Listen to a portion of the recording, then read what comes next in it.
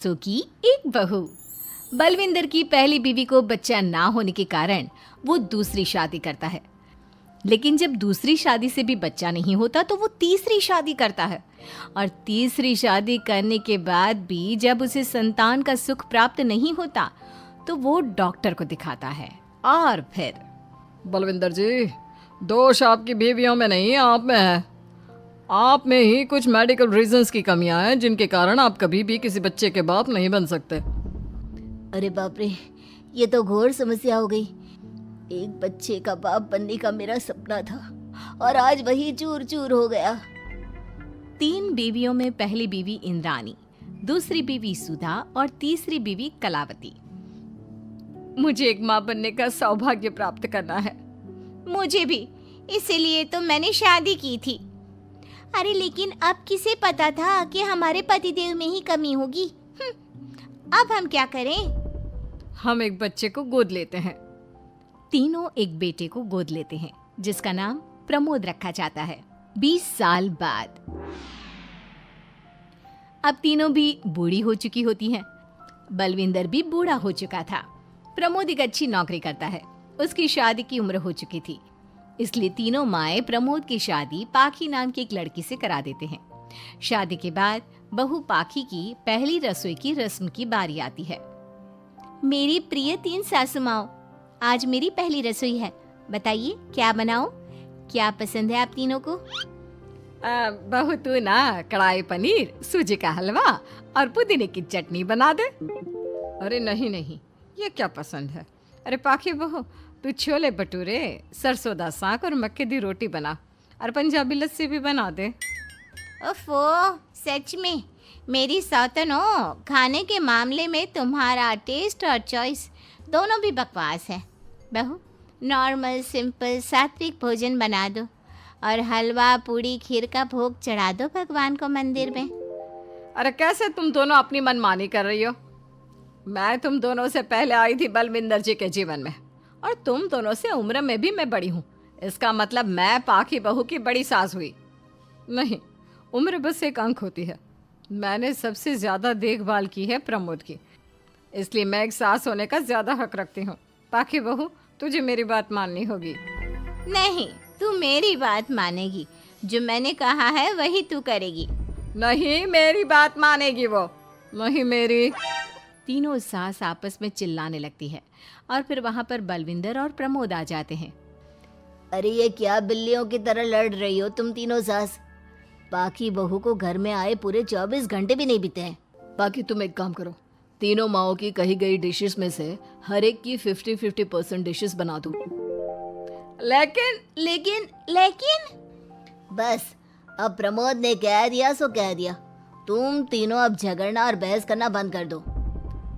पाखी तीनों सासों की कही गई आधी आधी डिशेस बनाती है और इस तरह अपनी पहली रसोई की रस्म पूरी करती है, जिसके बाद उसकी तीनों सास उसे शगुन और नेक देती हैं। फिर एक दिन, अरे पाखी बहू, तुमने अपना सारा काम निपटा लिया है ना? तो जरा यहाँ आना। मेरे ना घुटनों की मांसपेशियों में बड़ा दर्द हो रहा है। जरा तेल या बाम से मालिश तो कर दे बेटा। तभी वहां पर इंद्राणी और कलावती भी आते हैं। पाखी बहू, चलो मेरे साथ बाजार। मुझे ना नई साड़ियाँ खरीदने हैं। तुम्हारी फैशन सेंस बहुत अच्छी है ना, इसलिए मैं चाहती हूँ कि तुम मेरे साथ चलो। अरे पर मैं यहाँ पे पहले आई, तुम्हारे साथ ही सही, लेकिन मेरी स्पीड सबसे तेज थी। पाखी बहू, मेरे कमरे की अलमारी और पर्दे साफ कर दो ना, बहुत धूल जम गई है। मुझे खांसी भी आ रही है। अरे ऐसे कैसे तुम दोनों मेरी बहू को अपने साथ ले जा सकती हो? सबसे पहले मैंने बहू को कहा है कि वो मेरे घुटनों की मालिश कर दे। अब जाओ, 1 घंटे के बाद अपनी ये फीकी शक्लें लेकर फिर से आना। सुधा मैडम, ज्यादा ना बोलो।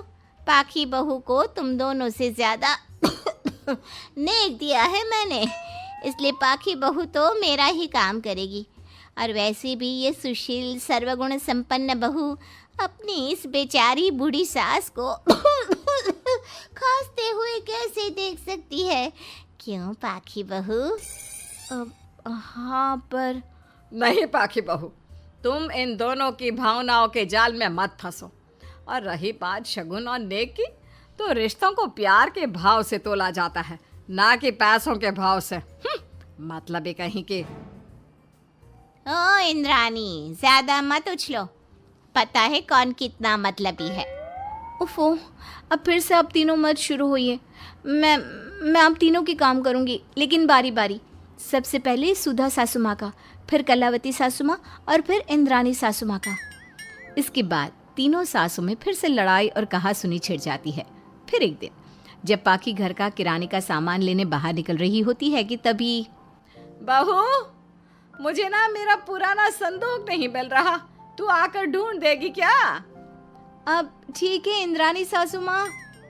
पाखी इंद्रानी के कमरे में जा ही रही होती है कि तभी उसे सुधा रोक लेती है, हाथ में खूबसूरत साड़ी लिए। पाखी बहू, ये मेरे ना साड़ी पर पिछली बार अचार गिर गया था, इसे प्लीज अच्छे से धो देना। वो कल शाम को विमला जी के बेटे की शादी में जाना है ना, एक ही बार पहनी है ये साड़ी मैंने। अभी धो देगी तो कल तक अच्छे से सूख जाएगी और कड़क इस्त्री करके मैं तेरा परफ्यूम मार कर शादी में जाऊंगी। हाँ, लेकिन सुधा सासू माँ, उतने में कलावती भी वहाँ पर एक कढ़ाई लेकर आ जाती है।